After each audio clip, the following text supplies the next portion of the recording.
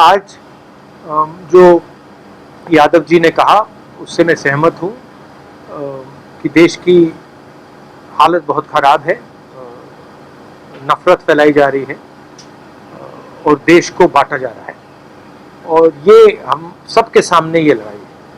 देश को हमें एक साथ लाना है, एक बार फिर भाईचारा जो हमारा इतिहास है, हमारी हिस्ट्री है, उस पथ पर फिर से चलना है। मगर मैं फिर से दोहराना चाहता हूँ कि शरद यादव जी बीमार हुए,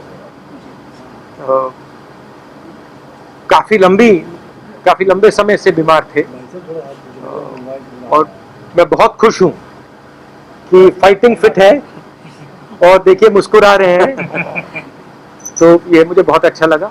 और फिर से इन्होंने मुझे राजनीति के बारे में बहुत सिखाया। एक दो घंटे मेरी एक बार इनके साथ मैं गाड़ी में बैठा, हमारा शायद आंध्रा में प्रोग्राम था, तो उसके बाद मैं 3 घंटे गाड़ी में शरद यादव जी के साथ था। और शरद यादव जी ने जो मुझे 3 घंटे में बताया हिंदुस्तान की राजनीति के बारे में, वो मैं कभी भूल ही नहीं सकता।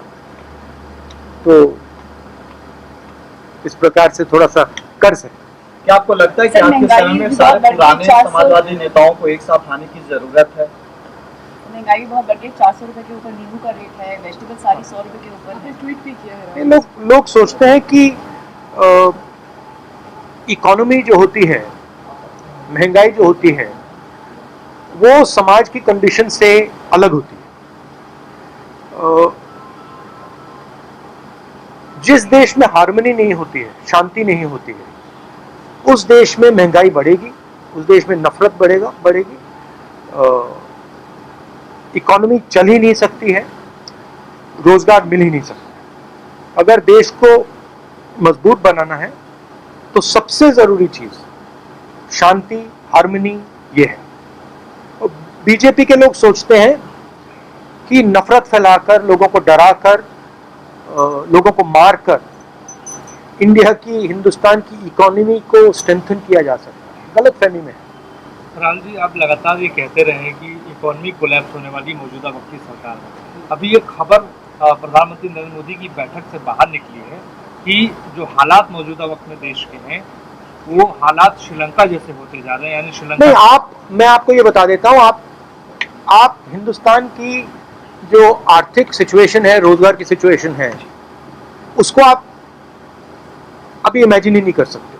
जो आने वाला है वो आपने अपनी पूरी जिंदगी में नहीं देखा है, क्योंकि इस देश का जो रोजगार का स्ट्रक्चर है, जो रीढ़ की हड्डी है, वो टूट गई है। जो स्मॉल एंड मीडियम बिजनेस हैं, छोटे दुकान चलाते हैं, इनफॉर्मल सेक्टर जो था, ये हमारी रीढ़ की हड्डी है। बड़े बड़े इकोनॉमिस्ट सोचते हैं, ब्यूरोक्रेट सोचते हैं कि इसका कोई मतलब ही नहीं। वो दूसरे देशों को देखकर अपना प्लान बनाते हैं। जैसे प्रधानमंत्री के माइंड में है कि भैया देखो साउथ कोरिया ने क्या किया, हमें भी करना चाहिए। वो बाहर देखते हैं और फिर कहते हैं हाँ हमें वैसे बनना है। उस प्रकार से काम नहीं हो सकता। हमें सबसे पहले ये पहचानना है कि हम हैं क्या और यहां क्या चलता है। तो ये रीढ़ की हड्डी जो इन्होंने तोड़ी है, इसका रिजल्ट अगले 2, 3, 4 साल में आएगा। देखिए, रियलिटी से कोई नहीं बच सकता। टेम्पररीली मॉडर्न पॉलिटिक्स में रियलिटी से बचने का तरीका मीडिया है। मीडिया को आप 6 महीने, 1 साल, 2 साल, 3 साल मीडिया के थ्रू आप सच्चाई को दबा सकते हो, छुपा सकते हो। मगर जब वो सच्चाई युवा के पेट तक पहुंचती है, युवा के माता पिता के पेट तक पहुंचती है, तो फिर मीडिया उसको नहीं संभाल पाता। पिछले 2-3 साल मीडिया ने सच्चाई को छुपाया है। हमारे इंस्टीट्यूशंस ने मीडिया ने, बीजेपी के नेताओं ने, आरएसएस ने सच्चाई को छुपा के रखा है। अब आस्ते आस्ते सच्चाई बाहर निकलेगी। वही हुआ है श्रीलंका में। श्रीलंका में सच्चाई बाहर आ गई, हिंदुस्तान में सच्चाई बाहर आएगी। फर्क क्या है? हिंदुस्तान को बांटा भी गया है। हिंदुस्तान में अलग अलग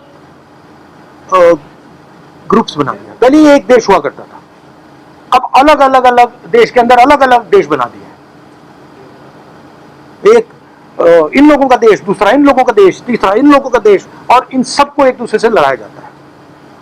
तो जब ये दर्द आएगा तो हिंसा आएगी।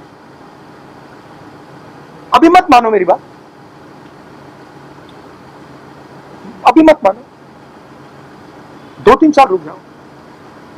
Because there is 100% total domination of the instruments of communication of this country.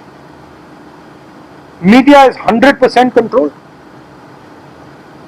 CBI, ED, these institutions suppress the conversation. Other institutions block the conversation. Loud speaker सरकार के हाथ में है। पहले क्या होता था? लाउड स्पीकर सरकार के हाथ में होता था, ऑपोजिशन के हाथ में होता था। कभी समाजवादी के पास चला जाता था, कभी कांग्रेस के पास चला जाता था, कभी बीजेपी के पास, बीएसपी के पास। अब क्या है? अब लाउड स्पीकर किसी पार्टी के पास नहीं है, अब लाउड स्पीकर आरएसएस और बीजेपी के हाथ में। राहुल जी, नहीं तो मेरा तो जवाब क्या है? जवाब यह है कि इस कंट्रोल को बाईपास कैसे किया जाए। और आप देखना, जब सच्चाई लोगों को पेट में लगेगी तो ये आपका जो एम्पलीफायर है, लाउड स्पीकर है, ये फेल हो जाएगा। बिल्कुल विपक्ष को जो भी आरएसएस और नरेंद्र मोदी जी के खिलाफ हैं, उन सबको एक साथ आना चाहिए। और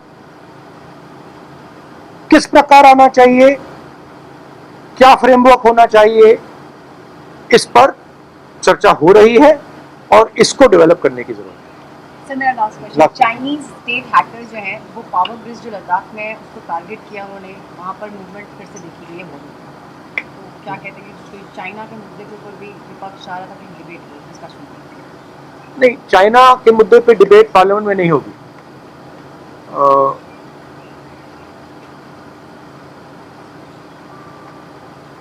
यूक्रेन में, यूक्रेन का प्रिंसिपल क्या है? आपने सोचा यूक्रेन का प्रिंसिपल क्या है?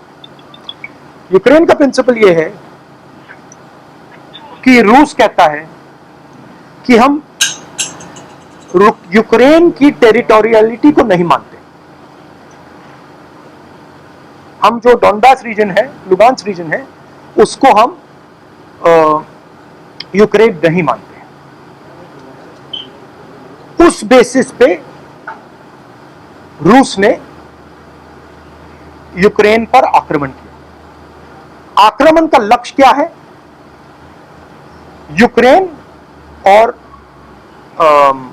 नेटो